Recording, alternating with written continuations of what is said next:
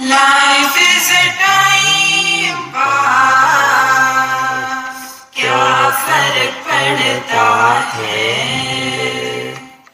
कोई दिक्कत नहीं, पता नहीं, जो थारी राय सो मारी राय, nothing to do, nowhere to go, देखो सुनो मत बोलो, wherever, whenever, whatever you are, be 100% Karnataka, किसी को आओ मत कहो, किसी को जाओ मत कहो, ना कुछ पाना ना कुछ खोना, who asked you live at zero complete level, मौज में रहो, be happy.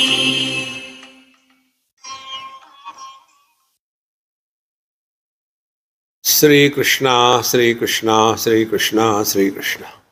गुरुर्ब्रह्मा गुरुर्विष्णुः गुरुर्देवो महेश्वरः, गुरु साक्षात् परं ब्रह्म, तस्मै श्री गुरवे नमः, तस्मै श्री गुरवे नमः। कितने बार कहा करोना करोना, लेकिन मानते ही नहीं, करते ही रहते।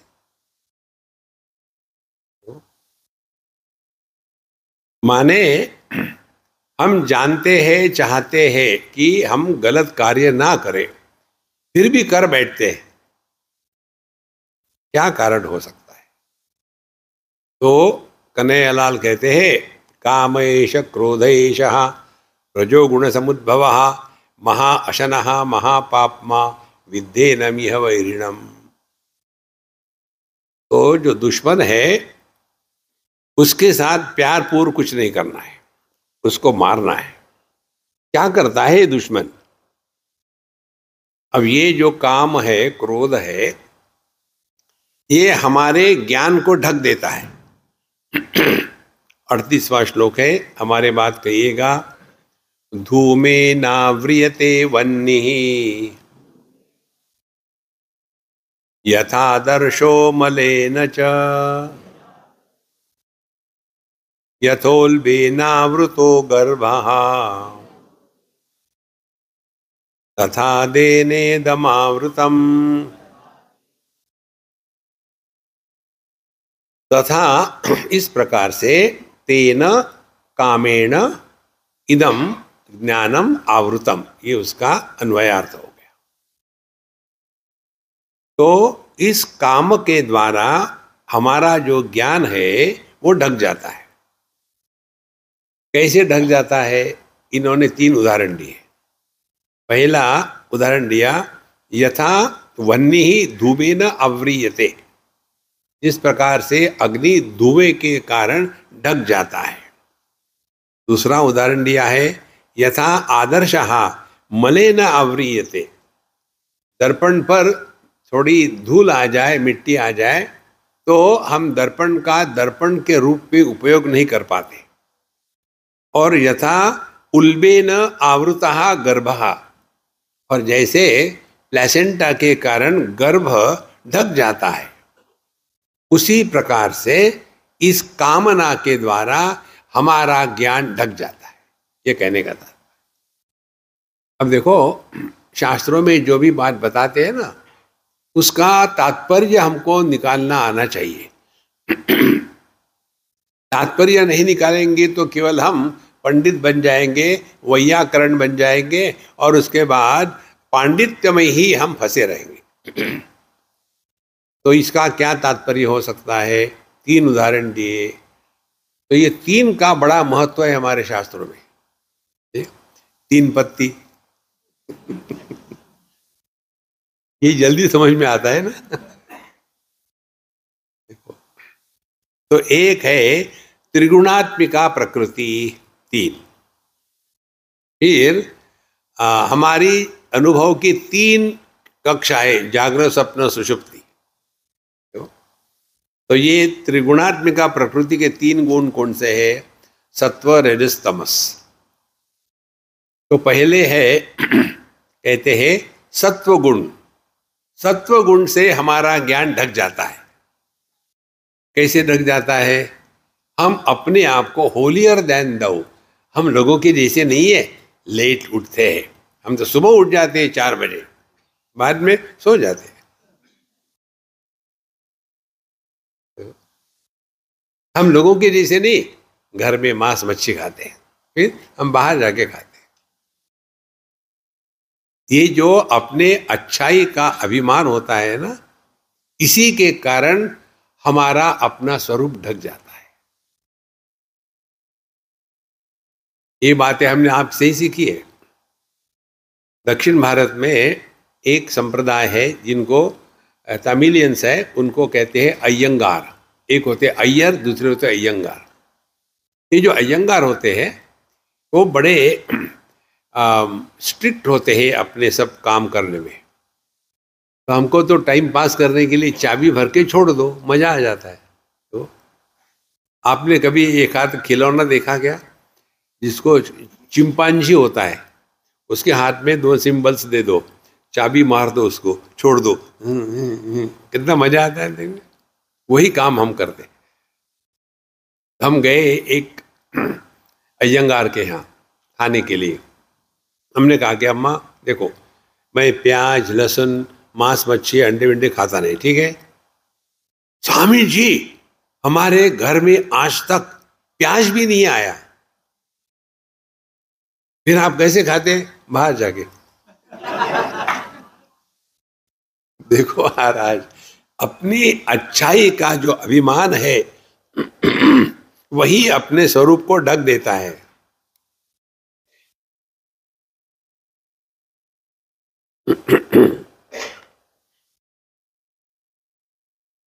तो जिस प्रकार से धुआं अग्नि को ढक देता है, उसी प्रकार से सत्व गुण अपने स्वरूप को ढक देता है।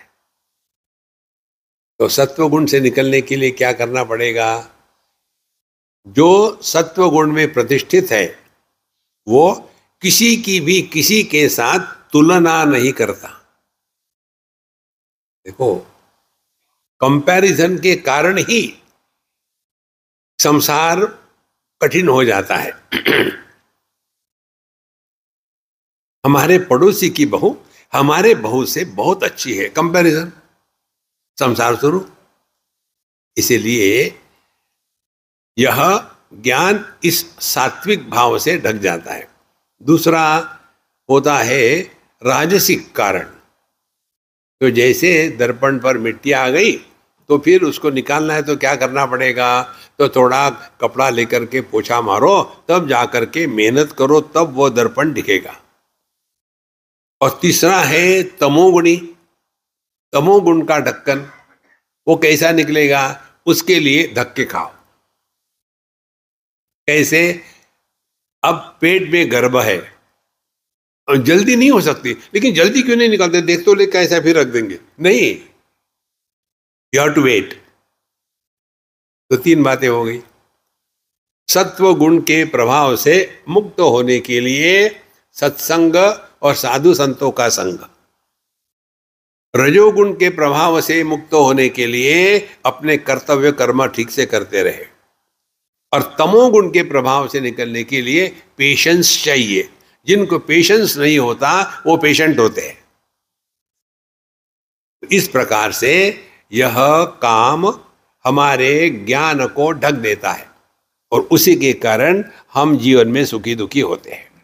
आगे कहते हैं 39वां श्लोक, आवृतम ज्ञानमेतेन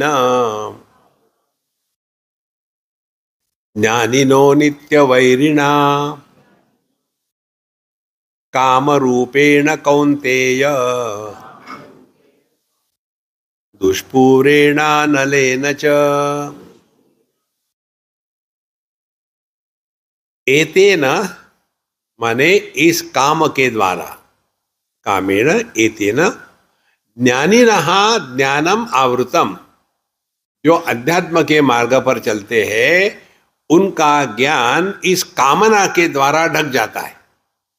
देखो, ज्ञानी ना, और जो अज्ञानी है उनको ठीक है, ये चलता ही रहेगा, हमको बस पैसा कमाना है, बाकी कुछ नहीं।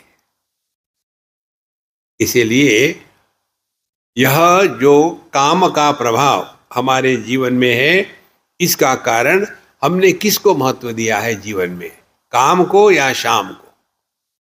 अभी हम थे दुबई में, वहाँ एक बहुत बड़ी गैदरिंग थी, ये मराठी लोगों का गैदरिंग था, कोई फंक्शन था। तो हमको उन्होंने बुलाया, स्वामी जी आप कुछ बोलिए, आपको मराठी आती है। हमने कहा आती है लेकिन मैं बोल नहीं सकता, फिर भी ट्राई करो। तो मैंने एक आध श्लोक झाड़ दिया मराठी में, हाँ चलो अपने हो गए। हमारा कोई ब्रांड वैल्यू नहीं है, हम जेनेरिक प्रोडक्ट है। तो फिर हमने उनको बताया, देखो देर आर 3 वर्ड्स, 3 शब्दों को समझ लो। पहला पैशन, दूसरा डिस्पैशन, तीसरा कंपैशन। तो ये 3 चीजें हैं यहाँ। तो यदि हमको बाहर के जगत में, संसार में यदि हमको सफलता प्राप्त करनी है, उसमें कोई बुराई नहीं है, लेकिन ऐसे नहीं कि कोई आके हमको फ्री में दे दे। नहीं, मेहनत करो ना, खूब कमाओ। पैसे कमाने में कोई बुराई नहीं है, देखो, लेकिन कैसे कमाते हैं, ठीक ढंग से। उसके लिए जीवन में पैशन चाहिए। पैशन माने कमिटमेंट, ये करके ही रहेंगे, नहीं कैसे होता। ऐसा जिसका भाव है, उसके जीवन से यह जो आवरण है रजोगुण का, ये आवरण उसको परेशान नहीं करेगा। अच्छा, दूसरे जो है, जिनको ज्ञान की इच्छा है, अध्ययन करना, समझना, उनके लिए क्या चाहिए, डिस्पैशन। जब तक के जगत के वस्तु व्यक्तियों के प्रति हमारे मन में वैराग्य नहीं प्रकट होगा, तब तक के हमारा मन प्रभु चरणों में नहीं लग सकता। अब देखो, ये जो होते ने दादा दादी, नाना नानी, कैसे फंसे रहते। उदाहरण देते आपको। एक बार हम कहीं किसी के यहाँ गए थे और उन्होंने हमको पूछा, स्वामी जी आपने वो श्री कृष्ण सीरियल देखा क्या? हमने कहा हमने ओरिजिनल देखा है, सीरियल क्या देखना है। बोले नहीं नहीं, फिर भी। हमने कहा देखो मेरा कोई घर नहीं, कोई टीवी नहीं, तो मैंने नहीं देखा। उनको बताना था, उनने देखा, हमने देखा है। हमने कहा ये तुम्हारी समस्या है, मुझे क्या फर्क पड़ता है। नहीं, फिर जब जब मैं वो भगवान कृष्ण को देखता था लीला करते हुए, तो मुझे मेरे पोते की याद आती थी। हो गया ना सत्यानाश। इस खोते को देख करके प्रभु की याद आनी चाहिए ना, उस बच्चे को देख करके भगवान की याद आनी चाहिए, भगवान को देख करके पोते की याद आ रही है। लो, माने थोड़ी तो अपने ऊपर तरस खाओ यार, निकल जाओ इसमें से, बहुत हो गया, बहुत हो गया। तो उसके लिए ये जो धूमे व्रियते वन्नी, उसके लिए सत्संग करो। सत्संग करने के लिए डिस्पैशन चाहिए, वैराग्य चाहिए। आप सब में वैराग्य यदि नहीं होता तो आप यहाँ टिकते नहीं, कुछ ना कुछ छोड़ के आना पड़ा ना यहाँ, देखो। इसीलिए दूसरा और तीसरा जो है, ये तो यथा उल्बेन गर्भः आवृयते, जैसे प्लेसेंटा के द्वारा गर्भ ढका रहता है, उसमें जल्दीबाजी नहीं होती। कई लोगों का यही होता है, स्वामी जी हमको कितने दिन तक साधना करनी पड़ेगी। हमने कहा जब तक या तो तुम मरो या तो मैं मरूं, कितने दिन तक साधना करनी पड़ेगी। ये करने का जो रोग है ना, इससे मुक्त हो जाओ। चिंतन करो ठीक से, क्या चिंतन करना है। अब मुझे ये बताओ, दुखी कौन हो रहा है? दुखी हो रहा है पति, बहुत बढ़िया। अब ये पति को इस पति से मुक्त होने के लिए क्या करना पड़ेगा? डाइवोर्स लेने की आवश्यकता है क्या? पत्नी को मारने की आवश्यकता है क्या? नहीं। फिर don't take wife seriously even if she is heavy, take her lightly. उसको हम इतना सीरियसली लेते हैं और उसी के कारण उसको सत्य मानते हैं। तो धीरे धीरे थोड़ा पेशेंस रखे और फिर धीरे धीरे समझ में आता है कि नहीं, वो ऐसी नहीं है, उसका स्वभाव ही वैसा है, बाकी कुछ नहीं। तो तीन चीजें अध्यात्म में होनी आवश्यक है। इसके लिए कहते हैं आवृतम ज्ञानमेतेन ज्ञानिनः नित्य वैरिणा। और यह जो काम है ये ज्ञानियों के लिए नित्य वैरी है। देखो, और काम रूपेण कौन्तेय दुष्पूरेण अनलेन च। और ये काम कैसा है उसके दो उन्होंने विशेषण दिए। दुष्पूर, दुष्पूर माने जिसको कभी पूरा किया ही नहीं जा सकता। हमने आपको कथा बताई थी कि हमको याद नहीं। एक राजा था और उसकी बड़ी असेंबली में मीटिंग चल रही थी किसी काम से, और उनको पता चला कि उनका राजपुत्र बहुत रो रहा है, जोर जोर से ठां ठां करके। राजा ने कहा, राजपुत्र रो रहा है, क्या कारण है, दो उसको जो चाहिए। तो मंत्री ने कहा कि महाराज बच्चे रोते ही है, डोंट वरी। बोले मुझे मत सिखाओ, ले आओ राजपुत्र को। राजपुत्र आ गया असेंबली में और रोना शुरू है। राजपुत्र आपको क्या चाहिए? मुझे भैंस चाहिए। फिर रोना। राजपुत्र को भैंस नहीं दे सकते, ले आओ भैंस। भैंस आ गई भैंसों के बीच में। देखो, फिर इसका रोना शुरू। अब क्या चाहिए? भैंस के लिए घास ले आओ। घास लाया। फिर रोना, अब क्या हो गया? भैंस को घास खिलाओ। खिलाया। फिर रोना, अब क्या चाहिए? इसका दूध निकालो। दूध निकाला। फिर रोना शुरू, अब क्या चाहिए? दूध को भैंस के अंदर डालो। राजा ने कहा इसको एक लगाओ, हटाओ। देखो महाराज, ये कामना इच्छा कभी पूरी नहीं हो सकती। You have to draw a line, thus far not further. कोई आपको मदद नहीं कर सकता। और चाहिए, उसका कोई अंत नहीं है। देखो महाराज, इसीलिए दुष्पूर, इसको कभी पूरा नहीं किया जा सकता। और अनलेन च, और ये कामना कैसी है? अनल माने अग्नि। अनल शब्द कैसा बनता है? अनल माने, अलम माने इनफ। अनल माने इनफ नहीं, माने कितना भी दो, और चाहिए। जैसा अग्नि, अग्नि में कितनी भी आहुति आप डालते जाओ, अग्नि ये नहीं कहेगा यार मैं थक गया नहीं जलाऊंगा, वो जलाते ही रहता है। इसी प्रकार से हमारे अंतःकरण में जो कामना का जहर है, दुश्मन है, उसको हमको मिटाना है। लेकिन ये किसके लिए है? ये ज्ञानी नहा, जो अपने जीवन का भला करना चाहते उसके लिए। बहुत महत्व की बात है। 7वें अध्याय में एक श्लोक आता है, तीसरा शायद। वहां भगवान कृष्ण कहते हैं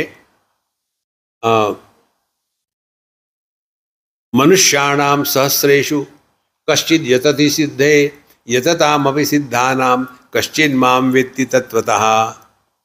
इसका अर्थ क्या है? गलत अर्थ लेगे तो फंस जाओगे, अच्छा अर्थ ले लो।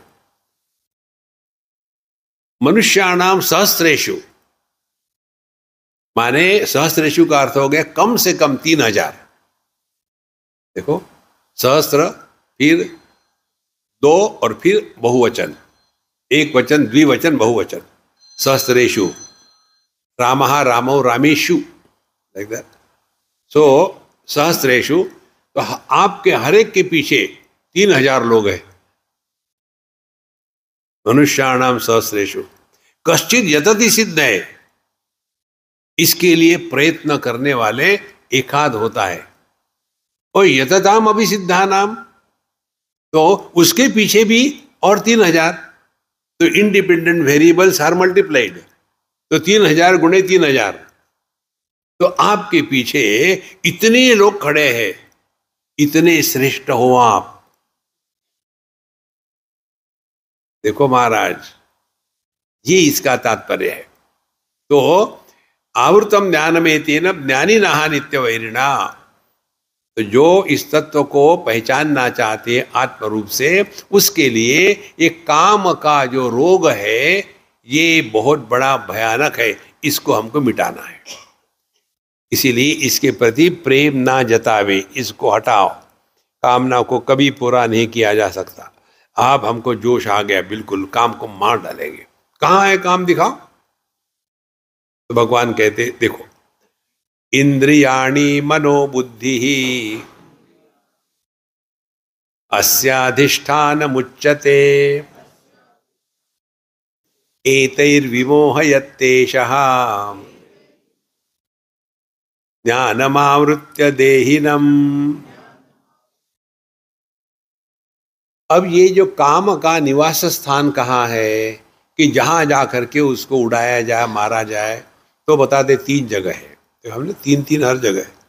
इंद्रियाणी, मनो, बुद्धि, 3 जगह में रह करके काम हमारा सत्यानाश करता है, हमसे गलत कार्य करवाता है।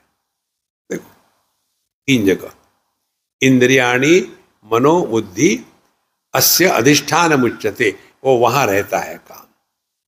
और फिर क्या कहते हैं, एतैहि विमोहयति एषः, और इस काम के द्वारा इंद्रिय मन और बुद्धि इन पर मोह का पर्दा पड़ जाता है। देखो, और ज्ञानमावृत्य देहिनम, तो जो साधक है उसको यहां ध्यान रखना है कि ये काम अब कहाँ हमारी जीवन में कर्म काम कर रहा है अपना। इंद्रियों में बैठ करके है, मन में बैठ करके है, कि बुद्धि में बैठ करके है। अब इसको समझ लेना। पहले कामना होती है ज्ञान से, 3 स्टेजेस है, फिर 3 आ गया। जानाति, इच्छति, करोति। जिसके बारे में ज्ञान नहीं होता उसके बारे में इच्छा नहीं होती, जिसके बारे में इच्छा नहीं होती उसके प्राप्ति की कामना नहीं होती, प्रयत्न नहीं होती। तो पहले आप देखते हैं ना, ये टीवी पर आता है, जब सब लोग चले गए, ये महामाया घर में बैठे हुई है, वहाँ शुरू कर देते हैं, हाँ, अमुक अमुक मशीन, इसकी मार्केट में प्राइस है 51,000 रुपये। यदि आप इस फोन पर अभी फोन करोगे तो आपको वो मिल जाएगी 2100 रुपये में। इतना फायदा, और आप वो नंबर घुमाओ, कभी गलत नहीं होगा, ठीक होगा और लगेगा भी। और आप तुरंत अपने कार्ड से पैसे दे दो, एकदम दूसरे दिन आ जाता है। क्या मंगाया? आलू काटने की मशीन। क्या विशेषता है उसकी? 5 मिनट में 5 किलो आलू कट सकते हैं, एग्जैक्टली एक ही साइज के। अब ले तो ली, घर में कौन है? हम दो, हमारा कोई नहीं। अब ये मशीन तो लाई है, अब इसका करें क्या? पब्लिक को तो दिखाना है ना। तो फिर कोई ना कोई बहाना करके एक बड़ी पार्टी बुलवाए और खाना बनवाए और ये आलू की सब्जी बनाए। और कैसे लग रहा? ठीक है, ठीक है, सब्जी सब ठीक है। नहीं, ये आलू की सब्जी कैसे है? ये ठीक है, नमक थोड़ा कम है। नहीं, दिखती कैसे? दिखना क्या, खाना है। अब कोई पूछता ही नहीं। देखो, आप देख नहीं रहे कि आलू के सभी टुकड़े एग्जैक्टली एक ही डायमेंशन के हैं? हाँ, होते हैं। हमारे यहाँ की वो औरत है, वो भी करती है। आपका मशीन सत्यानाश। उसको कहो ये मत खरीदो तो माने क्यों? देखो, यदि जानते नहीं तो इच्छा नहीं होती, यदि इच्छा नहीं होती तो हम कर्म नहीं करते। इसीलिए जानाति, इच्छति, करोति, 3 स्टेजेस है। तो जहां हम अनावश्यक चीजों में इकट्ठा करते हैं ज्ञान, वहां हमारे मन में कामना पैदा होगी। इसीलिए इंद्रियाणी, इंद्रिय देखते ये अच्छा है वो अच्छा है वैसा, फिर ले लेंगे। देखो, फिर एक बार हमारे इंद्रियों को काम ने जीत लिया, खाने के लिए अमुक चाहिए नहीं तो हम नहीं खाएंगे, छोटी छोटी चीजों को लेकर के।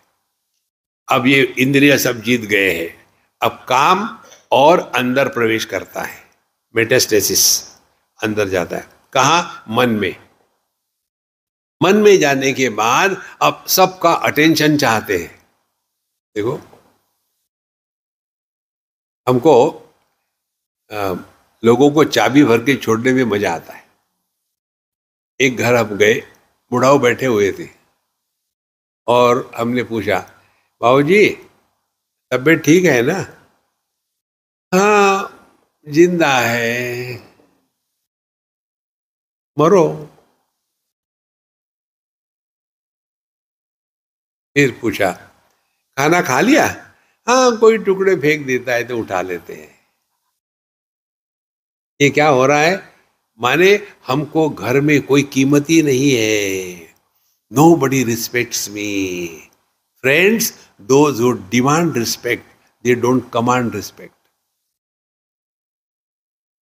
तब कामना ने इंद्रियों से हट करके अब मन में प्रवेश किया है, और ऐसे जो है वो हमेशा कंप्लेन करेंगे। आजकल के बच्चे बड़ों का आदर नहीं करते। अरे लंबा हुआ तो क्या हुआ, जैसा पेड़ खजूरा। हमारी उम्र बढ़ी है तो क्या हमने किया है उसके लिए? जैसे वेट बढ़ाने के लिए हम डट के खाए, ये तो समझ में आता है। उम्र बढ़ने के लिए क्या किया? ये तो बेचारी पृथ्वी है, घूम रही सूर्य के अगल बगल में, हमारी उम्र बढ़ रही है, उसका भी अभिमान। और तब जाकर के कामना ने मन में प्रवेश किया है। देखो, अब एक बार मन को जीत लिया काम ने, फिर ये और अंदर प्रवेश करता है, बुद्धि में प्रवेश करता है। इसलिए इंद्रियाणि स्थूल, मन सूक्ष्म, बुद्धि सूक्ष्मतम। फिर बुद्धि में प्रवेश किया। बुद्धि में काम ने प्रवेश करने के बाद क्या है? अधर्मम धर्म इति या मन्यते तमसावृता सर्वार्थान विपरीताश्च बुद्धिसा पार्थ तामसी। फिर उसने काम ने बुद्धि में प्रवेश किया। फिर हम जस्टिफाई करते हैं। हम अकेले ही थोड़ी करप्शन करते, सभी करते हैं। फ्रेंड्स, जब हम अपने गलत चीज को जस्टिफाई करने लग जाते हैं, तब समझ लेना कि काम ने बुद्धि में प्रवेश किया है। ये हमने सीखा, शायद बताया था, एक पुलिस से जब हमने उसको कहा कि भाई इनको मत फाइन करो, मैं देता हूं, ले लो पैसे। तो उसने कहा टिकट चाहिए, रिसिप्ट चाहिए तो 500 रुपये, बिना रिसिप्ट के 200 रुपये। तो मैं हंस दिया। तो उसने क्या कहा, जिस देश का प्राइम मिनिस्टर यूरिया के गबन करके पैसा कमा सकता है, मैंने 200 रुपये लिए तो कौन सा खराब है? और देखो कैसे जस्टिफिकेशन है ये। तो जब, ये भी हमने आपको बताया था, जब देश के लोग करप्ट होते हैं तो घटिया देश है, जब गवर्नमेंट करप्ट होती है तो महा घटिया देश है, और जब जुडिशियरी करप्ट होती है तो देश का सत्यानाश हो चुका है। तो क्योंकि बुद्धि में काम ने प्रवेश किया है। तो इंद्रियाणि मनोबुद्धि अस्याधिष्ठान मुच्यते एतैहि विमोहयति एषः एषः एष कामः।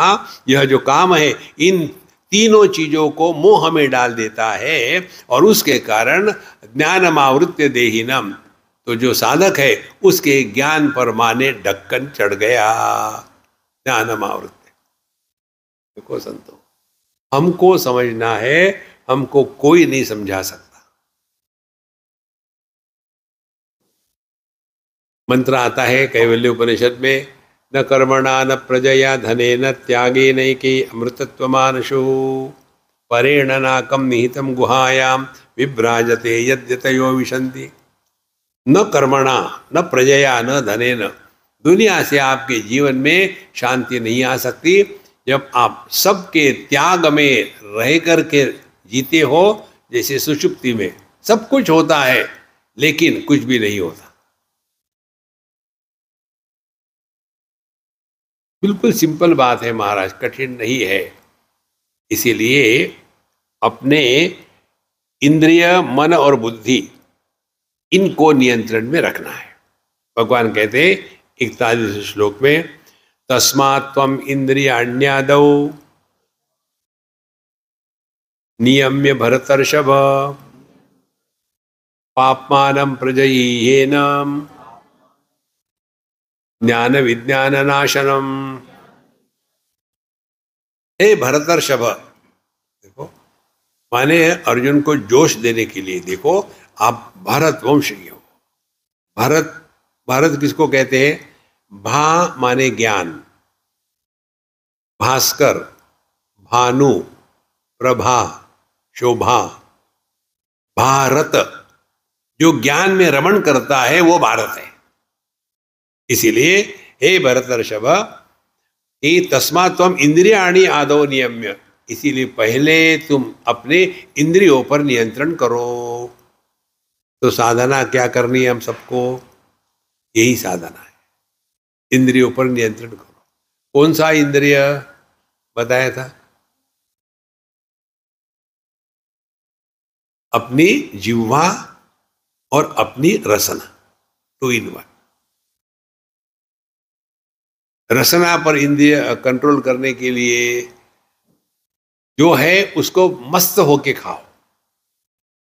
नहीं खाना है तो मत खाओ, लेकिन के खाए जा रहे हैं, अरे Ram Ram Ram Ram. No, more than what you eat, important is whatever you eat, how you eat. यदि प्रसन्न होकर के खाओ ना तो मस्त रहोगे, नहीं तो कितना भी आपको दे दो और हमेशा क्या क्या करते रहोगे। घर में दिवाली बनानी है ना तो उसका एक टेक्निक है। पत्नी गरम गरम पकोड़े और कुछ चकली और क्या क्या बना रही है और मिठाई बना रही है, और अब वहाँ खड़े हो करके खा रहे हो, और पूरा खाने के पश्चात फिर कहो मेरी माँ इससे बहुत अच्छा बनाती थी, दिवाली शुरू हो जाएगी।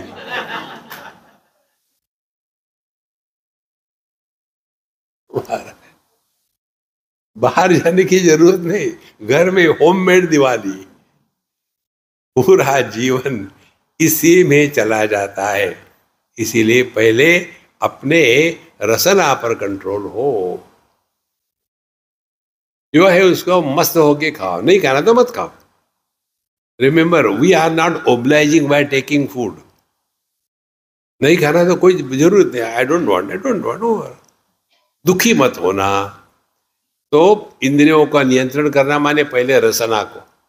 दूसरी बात रसना की, हम जितना खा सकते हैं उतने कैपेसिटी से 50% खाना और 25% पानी डालना, ताकि वो अच्छी तरह से मिक्स हो सके, और 25% हवा के लिए जगह छोड़ना। तब जा करके जो खाया है वो डाइजेस्ट होगा। नहीं तो इतना डट के खाया, इतना डट के खाया, स्वामी जी खाना खा लिया, कैसा था? अच्छा था। अरे बोलते क्यों नहीं? क्या खाया? अब तो बोलना ही पड़ेगा। मुंह खोला, जलेबी निकाली, ये खाया।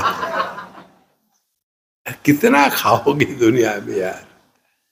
इसीलिए जितना खा सकते हैं ना, हमेशा पेट में भूख बनी रहनी चाहिए।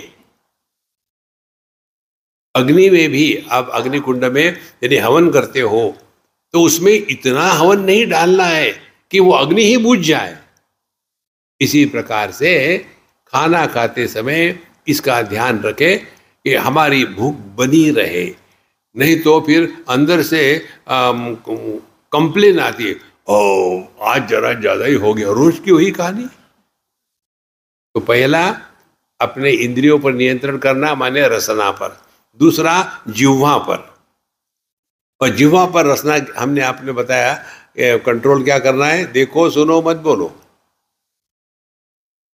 देखो संतो, ये बहुत आवश्यक है, अन्यथा हम खामोखाम अपने ही जीवन में अपना सत्यानाश करते। तस्मात् त्वम इंद्रियाणि आदौ नियम्य भरतर्षभ।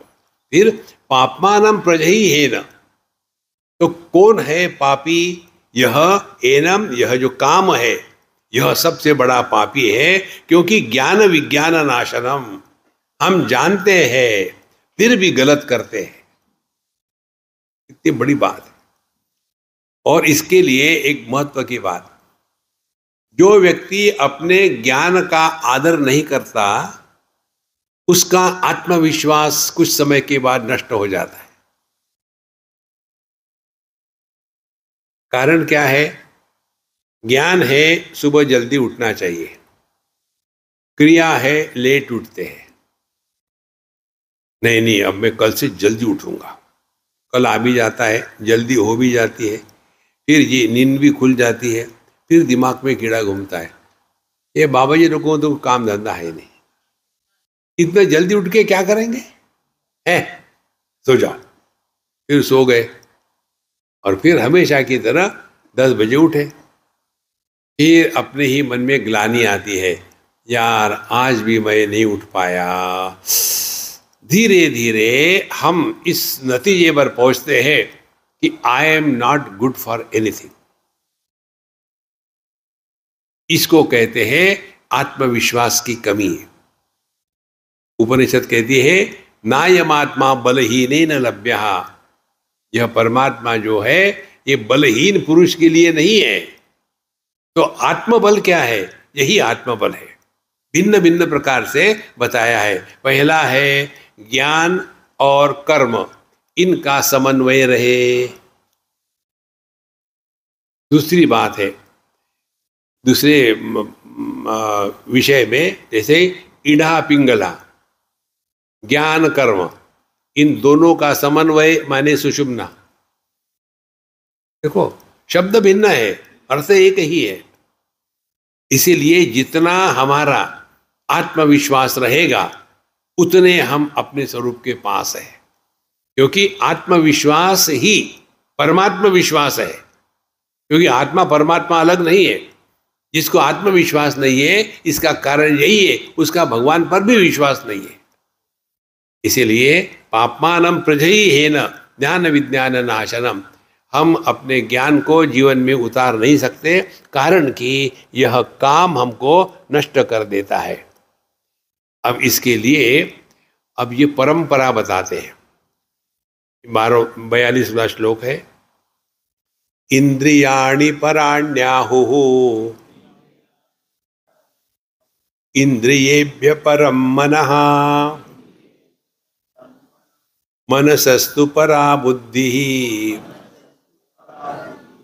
यो बुद्धे परतस्तु सहा। इसको कहते, इसमें देखो ये शब्द कितने बार आए, इंद्रियाणि पराणि आहु, इंद्रियेभ्यः परम मनः मनसस्तु परा बुद्धि बुद्धे यो बुद्धे परः तस्तु सहा। पर पर पर 4 बार आया है। पर शब्द का अर्थ क्या है? पहला पर माने सूक्ष्म, दूसरा पर माने कारणात्मक, पर माने नजदीक। 3 अर्थ ले लो।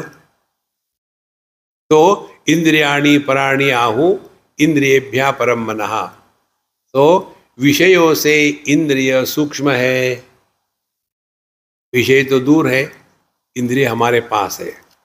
इंद्रियाणि पराणि आहु इंद्रियेभ्यः परम मनः, इंद्रियों से सूक्ष्म नजदीक और कारणात्मक है मन। और मनसस्तु परा बुद्धि, और इस मन का नियंत्रण करने वाली बुद्धि इस मन से भी करीब है, सूक्ष्म है और कारणात्मिका है। और यो बुद्धे है परः, और जो बुद्धि के भी परे है वो परमात्मा है। ये जीपीएस दिया हमको। कितनी महत्व की बात है। इसको हमको ठीक से याद रखना है जीवन में व्यवहार करते समय, कि हम कहाँ हैं। क्या इंद्रियों में फंसे हैं, या मन में फंसे हैं, या बुद्धि में फंसे हैं, या मैं में फंसे हैं, कहाँ फंसे हैं। इसके लिए शुरू कहाँ से किया हमने? इंद्रियों से। जब तक कि इंद्रियों पर कंट्रोल नहीं होगा तब तक कि आप मन पर कंट्रोल नहीं कर सकते। और इंद्रियों पर कंट्रोल करने का तात्पर्य बताया हमने। देखो सुनो मत बोलो। ये बोलने का इतना भयानक रोग है।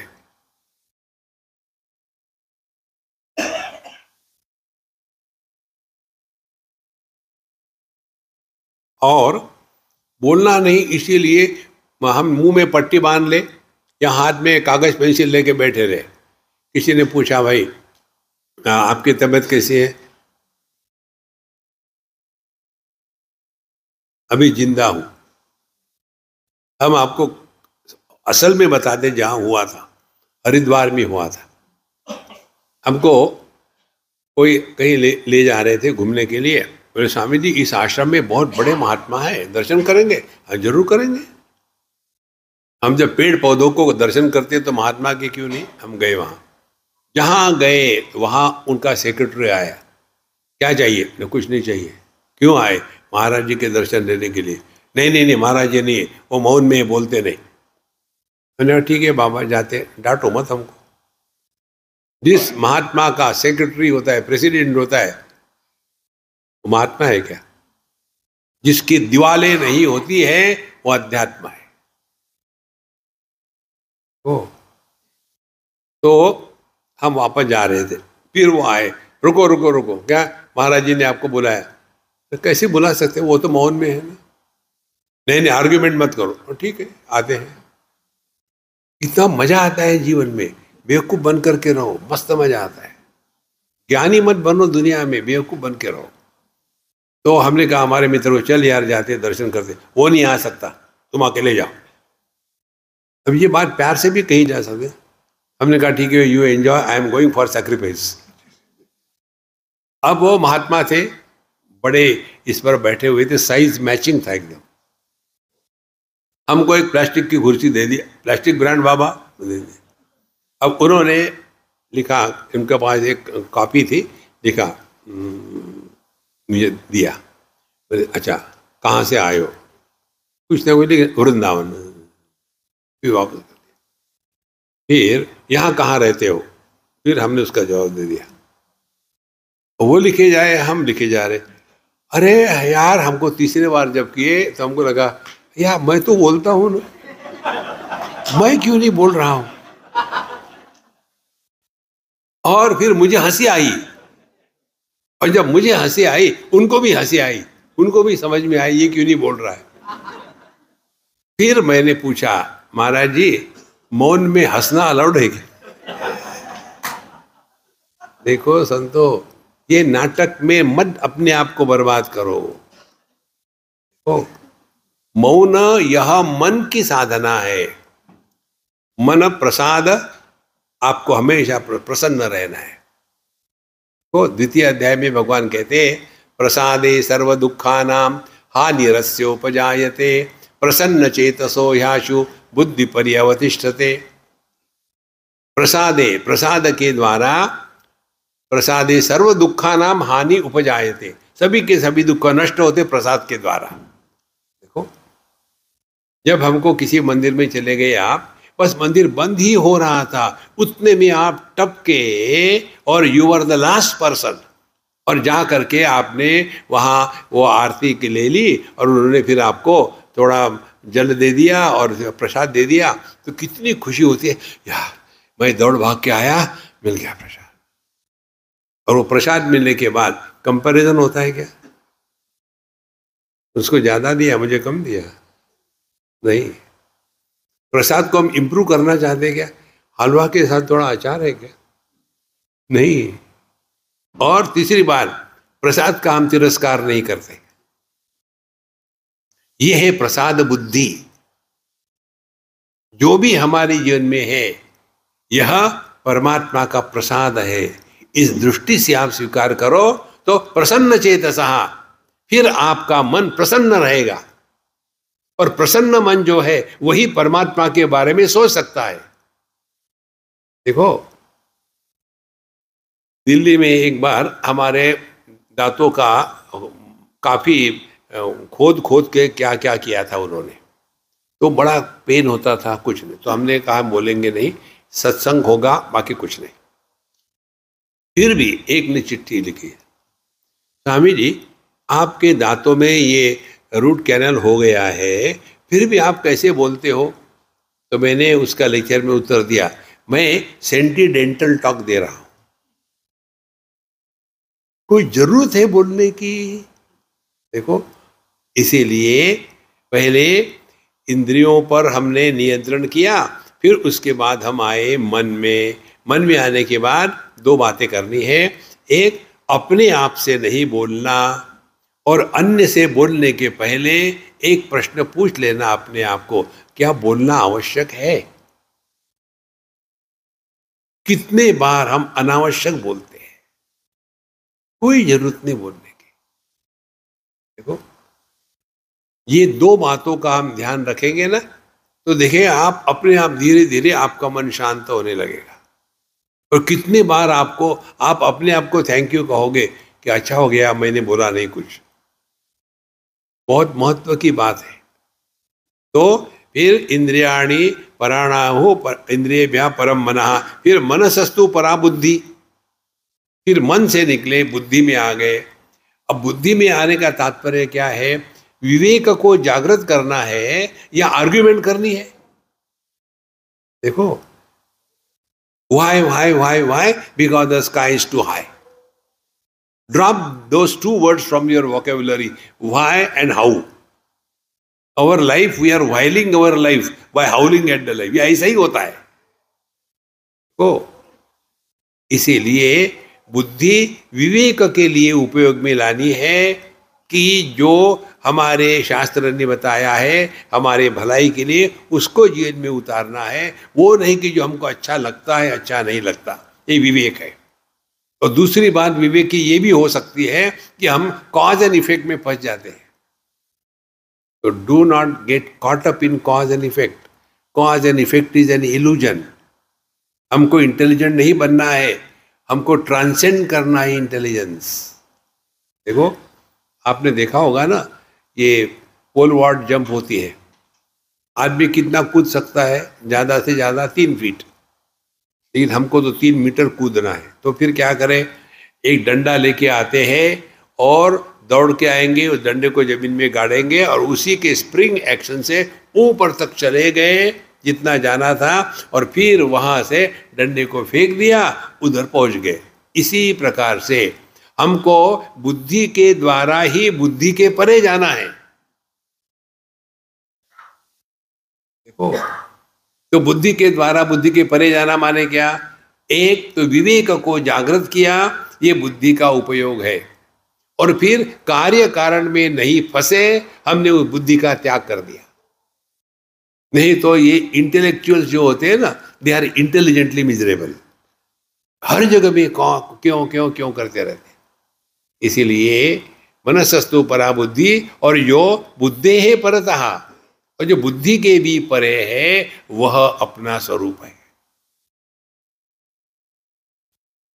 देखो, ये मार्ग हमने कितने बार बताया है, इस पर चिंतन करो। कोई भी विचार बिना बीज के नहीं निकल सकता। विचार बाहर से नहीं आते। देखो, हमने एक्सपेरिमेंट किया था ये, जब मैं करता हूं एक्सपेरिमेंट कि देखो मैं इस समय पति हूं, तो क्या विचार आएंगे? भगवान के आएंगे, पत्नी के आएंगे। माने जहां हम कुछ बने हैं उस व्यक्तित्व से ही विचारों का जन्म होता है। सुषुप्ति में हम कुछ बनते नहीं, एक भी विचार नहीं। अब ये समझ में आ गया हो तो साधना क्या होगी? जब आप बैठते हो भगवान के सामने पूजा पोथी करने के लिए, तो ये साधना है। Take a position, at this moment I am nobody. उस समय हम पति नहीं, पत्नी नहीं, भाई नहीं, बहन नहीं, माँ नहीं, बाप नहीं, अमीर नहीं, गरीब नहीं। उस समय हम केवल है मात्र, निर्विशेष सत्ता, केवल होना मात्र।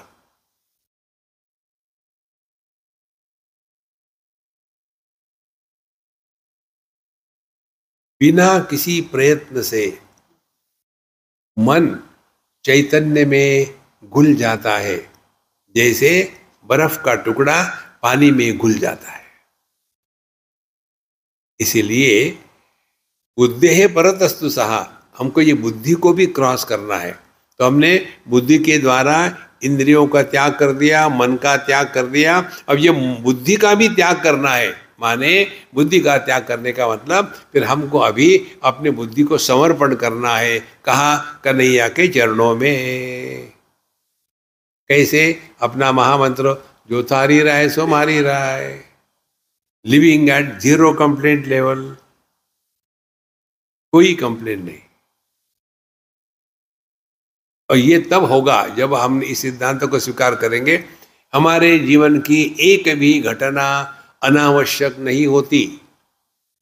जीवन की हर एक घटना हमको योग्य दिशा में जाने के लिए होती है।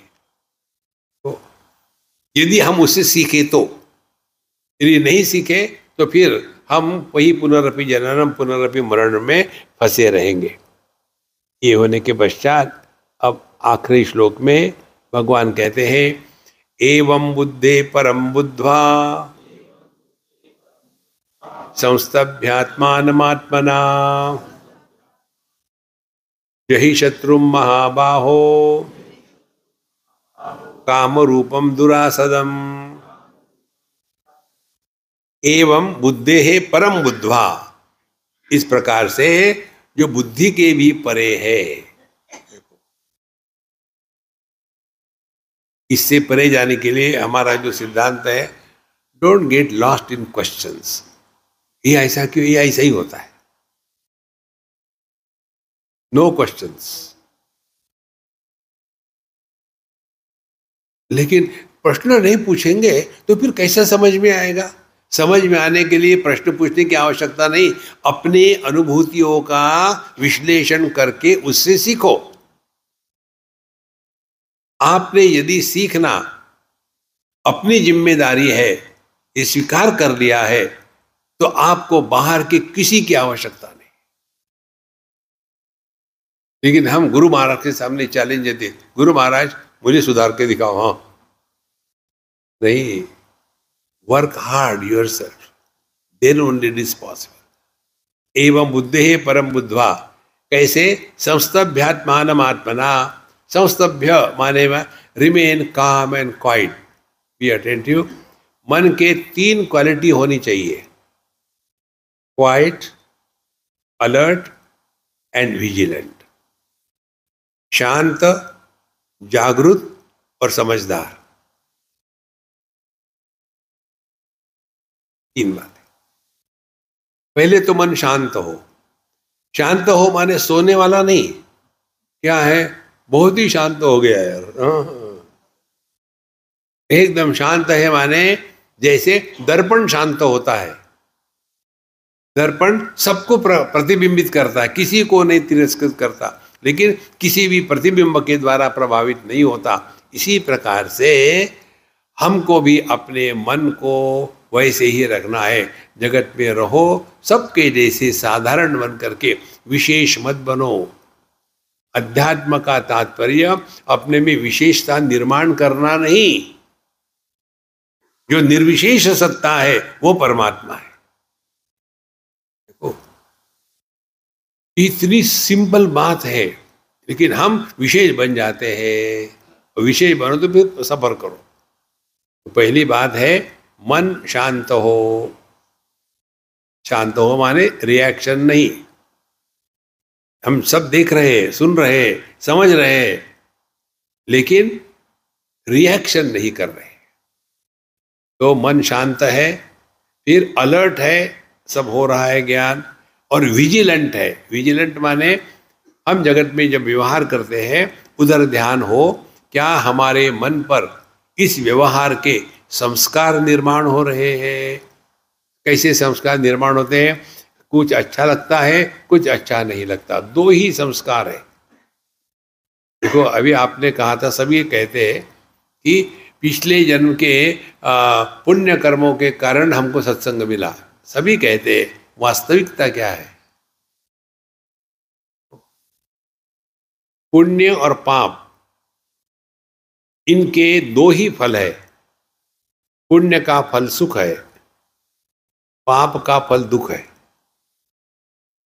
अमीर लोगों में भी सुख दुख होता है, गरीब लोगों में भी सुख दुख होता है।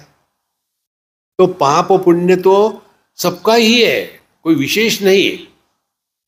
फिर हमारे जीवन में सत्संग कैसा आता है? ईश्वरानुग्रहात् एव। ईश्वर का अनुग्रह तो हर एक पर हो ही रहा है। देखो, सूर्य कह सकता है क्या कि मैं केवल इन्हीं लोगों पर प्रकाश डालूंगा? नहीं। जैसे सूर्य किसी को चूज कर ही नहीं सकता, इसी प्रकार से परमात्मा का कृपा हस्त हर एक पर है। तो ईश्वर कृपा है, फिर साधु संतों की भी कृपा है, क्योंकि ईश्वर कृपा से आप उनके पास पहुंच गए। फिर शास्त्रों की भी कृपा है, क्योंकि आप उसका अध्ययन करके जीवन में उतारने का प्रयत्न कर रहे हैं। तीन बातें हैं, लेकिन चौथी होती है आत्मकृपा। आत्मकृपा हम पर अन्य नहीं कर सकता। We have to live our life, we have to die our death. अध्यात्म में प्रॉक्सी नहीं है। Nobody can do it for us। हम तो कहते हैं ना पंडित जी को, पंडित जी एक महामृत्युंजय का कर डालो जब मेरे नाम से। सेठ जी दक्षिणा, यार तुम लोग बड़े पैसे हैं, ले लो 100 रुपया। उसने 100 रुपया ले लिया और सेठ जी उल्टे हो गए। सेठ जी हो गया आपका? इतने जल्दी हो गया? बोले 100 रुपये में ऐसे मिलता है, चाइना प्रोडक्ट है। तो एक हमारे मित्र थे, चाइना से ही आता है, कहाँ से कहाँ दिमाग घूमता है। बहुत अच्छे मित्र, उनकी पत्नी चाइनीज थी और बहुत ही अच्छी थी, हमसे बड़ी दोस्ती भी थी, पढ़ी लिखी थी, समझदार थी। तो कुछ तो भी हो गया और वो शादी के बाद कोई 2-3 साल में ही मर गई। अब हमारा फ्रेंड बहुत दुखी हो गया, हमेशा स्वामी जी मुझे समझाओ ये क्यों मरी, क्या किया, कैसे हुआ, क्यों हुआ, हमने कभी किसी का बुरा नहीं किया, क्या कारण हो सकता है, हमें बताओ, पूजा करें, पोती करें।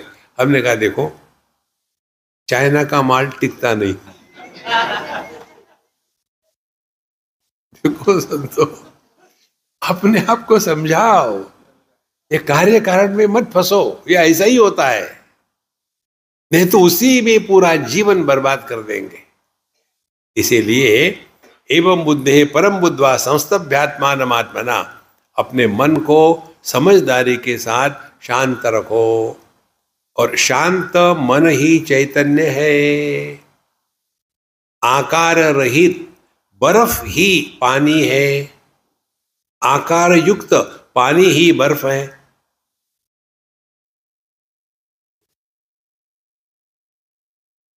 जितनी भी सलवटें होती है कपड़े पर, ये बाहर से आती है क्या?